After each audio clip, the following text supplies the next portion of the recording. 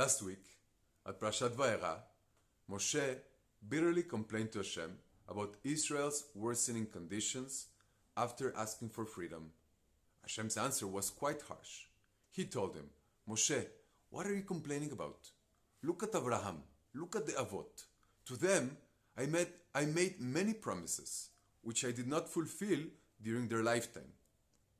And they never complained. So you should learn from the best and be patient as well.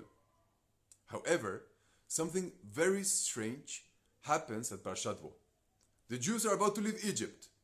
They are so eager to leave that they do not even think about compensation. They have worked for 210 years and they only want to get out. But Hashem has some unfinished business.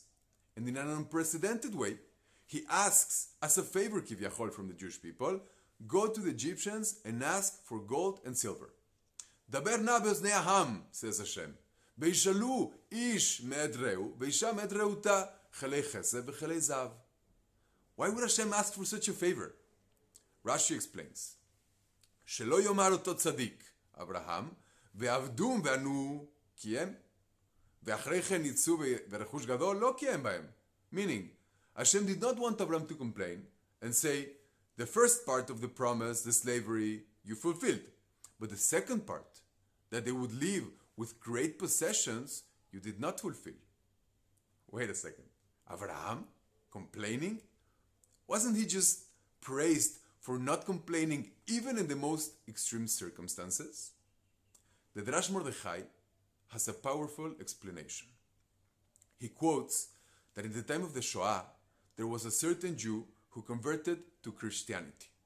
The Germans did not care much and sent him to the camp like the rest of the Jews.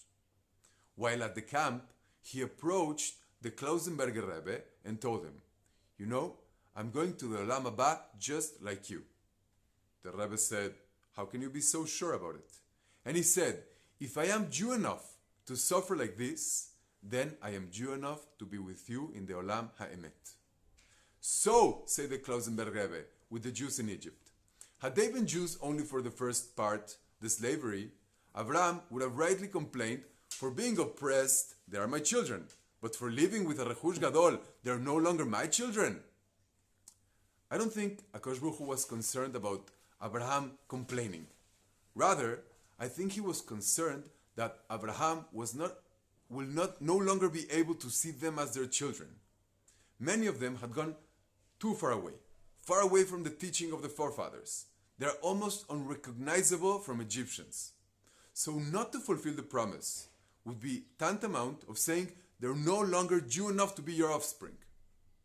The destiny of the Jewish people is linked forever. History has taught us that no Jew is ever too far away to be considered a Gentile. And even when Jews do not make Kiddush, Gentiles make Abdallah.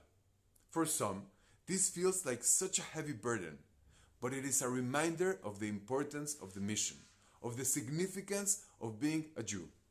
As a people, we have seen the ve'avdum ve'anu otam, but we are also lucky enough to be in a generation where we have seen the ve'itzu ve'rechush gadol. Shabbat shalom u'mevorach.